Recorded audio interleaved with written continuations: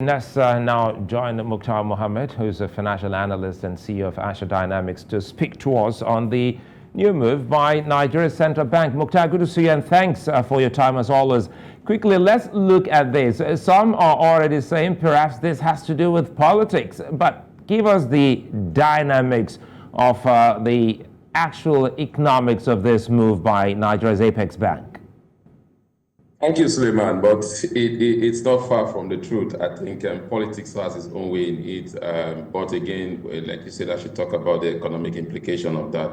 I think we are trying to force Nigerians to be cashless, and that's the only thing you could say there. Even if these policies are not new in terms of being cashless, remember that up to now you also pay a fine if you withdraw above the limit which is allowed. But this time they are bringing the limit a little bit lower. I think they are looking at they making cashless, and then also money laundering. You can't run away from that. They are trying to get against money laundering because they've realized that a lot of activities in the side of money laundering always comes through cash payment directly. And like you said, economy and security always come hand in hand. And also they are looking at the security side also, especially in dealing with kidnappers and other criminal activities. And again, you mustn't forget that they're also using administrative ways to see how they can pile up, reduce the pressure on the exchange rate of the naira to the dollar. That also is one area they are looking at, knowing that the deadline is coming out towards the end of January. So definitely, I think they are doing everything possible within their power to use administrative measure to control a lot of things. Politics is part of it. So quickly, before I let you go, Muktar, let's talk about the artisans, the ordinary Nigerian out there whose sources of livelihood comes from daily earning. How does this also help them, knowing full well that perhaps some form of cashless policy is being, tightened?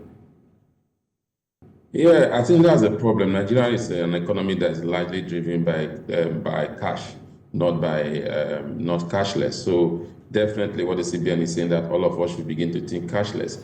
Suleiman, you must know that also this policy is not new. Also, they have all global best practices in every economy. Also, there's a limit to the cash that you can have. And I think what they are looking at is the artisans. They're talking about 100,000 every week and 500,000 in a month. I don't think most artisans, especially the day-to-day people you are talking about, some of them just look for up to like 20,000. And those are the ones that will be collecting from the POS machines and also the ATM machines. These have not been abolished. So definitely, I don't think it's so much about the artisans, because most of them don't. But I think, again, it's going to affect a lot of construction companies, whereby you look at those like laborers that comes here that normally wants to collect their cash, daily cash, like you pointed out. And so the manager have to go to the bank to withdraw large cash and give to them also. So that could be a major problem. So what we'll see at the end of the day, we might see a lot of Nigerians beginning to patronize the normal conventional banking space, because most of all these. I'm afraid, Muktar, that's all time will allow me. I'd like to thank you for your time as always. My pleasure, Suleiman. Have a great night.